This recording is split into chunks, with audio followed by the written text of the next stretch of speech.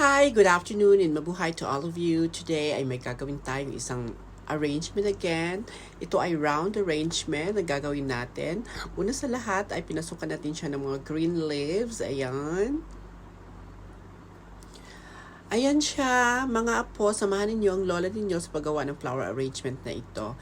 Ito ay isang flower arrangement for a baby girl. Ayan. Ang gagamitin natin ng mga flowers dito ay pawang mga roses na very light colors. Ayan. Unang tinusok ng lola ninyo ay ang spray roses na kulay pink. Ayan. Diba? Tingnan ninyo kung paano ko siya ginagawa. Napakabilis lang din siyang gawin. Ayan. Tingnan nyo. Ang base ay nilagyan ko rin pala siya ng mga dahon. Ayan. Dahon siya. China grass ang nilagay ko sa loob. Ayan.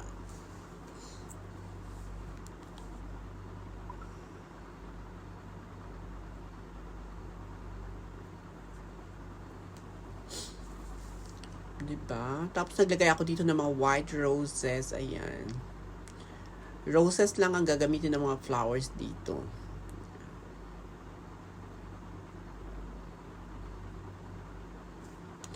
Diba? Ayan. Sundan-sundan nyo lang ang paggawa ko ng flower arrangement na ito. Ayan. Sa mga apo na gustong pumunta dito sa lugar na ito, pag-aralan nyong maigi ang flower arrangement na mga ginagawa ko. Huwag kayong mag-skip pag nanonood kayo. Tingnan-tingnan nyo kung paano ko siya ginagawa. Ayan. Dahil sa lugar na ito, ang gusto nila lagi ay bago. Gusto nila lagi ay ibang style ng mga arrangement nila. Depende na lang kung ano nakikita nila sa pinopost sa Instagram. Ayon, may mga arrangement na gusto nilang ipasunod, kaya sundin natin kung anong gusto nila for as long na may mga flowers lang tayo. Mostly naman sa mga arrangement na pinapasunod nila, lagi naman nating sinasabi na similar arrangement lang din ang gagawin natin, hindi talaga yung copy-paste yung gagawin. Ayan. Sa nakikita ninyo, puro-puro lang roses ang nilagay ko, spray roses, white roses na kulay puti. Ayan. Naglagay rin ako dito ng roses na double color, greenish and pink. Ayan siya. Tapos, ayan. Nagbuka-buka din yata ako ng mga roses dito at pinasok sa loob. Ayan.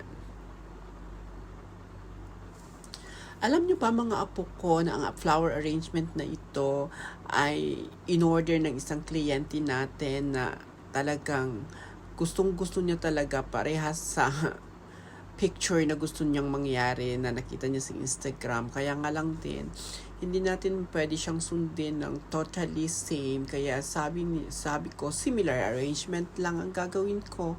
Pero nung natapos ko yung flower arrangement na ito, ang sabi niya ay mas maganda pa daw itong arrangement na ito kaysa sa picture na pinakita niya sa akin na galing sa Instagram na pinaghanapan niya ng picture na yon or kinuhaan niya ng picture na yon. Ayan. Diba guys? Or mga apo, diba? Sa uulitin, nagpapasalamat ako sa mga apo ko na nagla-like, nag-share ng mga videos ko. Ayan. Maraming salamat sa inyo. Sana hindi kayo magsawa sa panunood. Huwag naman kayo mag-skip please. I-share ninyo, mag-comment kayo. Ayan. Kung may mga gusto kayong i-comment na hindi maganda, sige lang, gora lang kayo. I'm very ready to listen. I'm ready to learn more on the flower arrangement kasi ito ang idea ko on how to do this one. Baka may mga magaganda pa kayong mga idea. Pwede naman kayo mag-suggest. Ayan, sige lang. Ayan, diba? Napakaganda, very elegant. Ayan, tingnan nyo. Diba?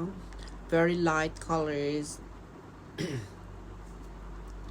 This is very baby girl flower arrangement. Ayan.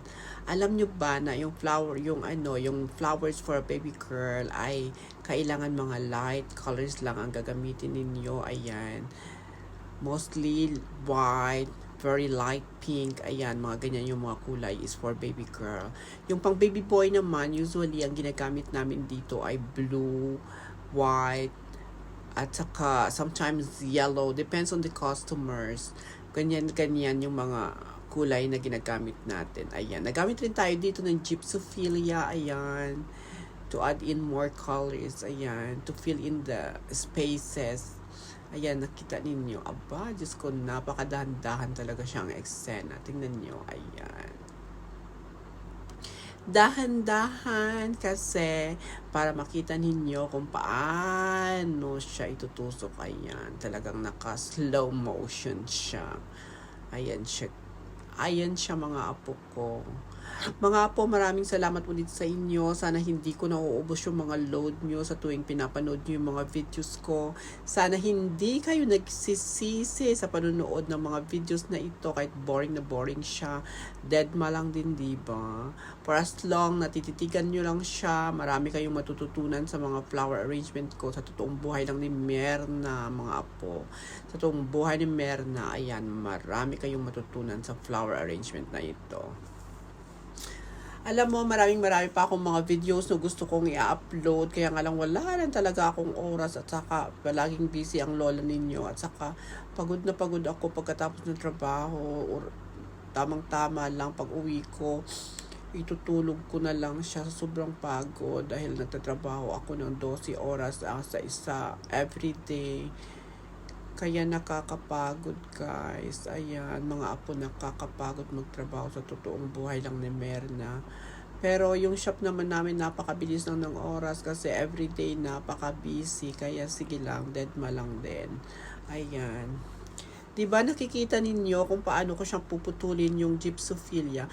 Ang gypsophilia naman talaga, pag pinuputol, dami-damihan mo ng konti yung gypsophilia ba?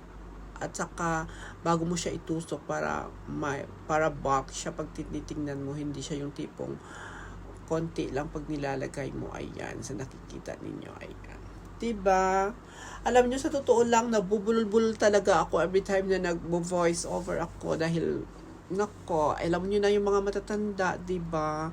Medyo, diba, hindi na masyadong ewan ko. Ayan, nakikita ninyo. Mag-spray na rin tayo ng water para at least mamukha siyang fresh, super fresh. Kahit fresh na yan, lagyan pa rin natin ng tubig para maging super fresh pa talaga siya. Ayan, diba? More gypsy to go. Ayan, very slow motion.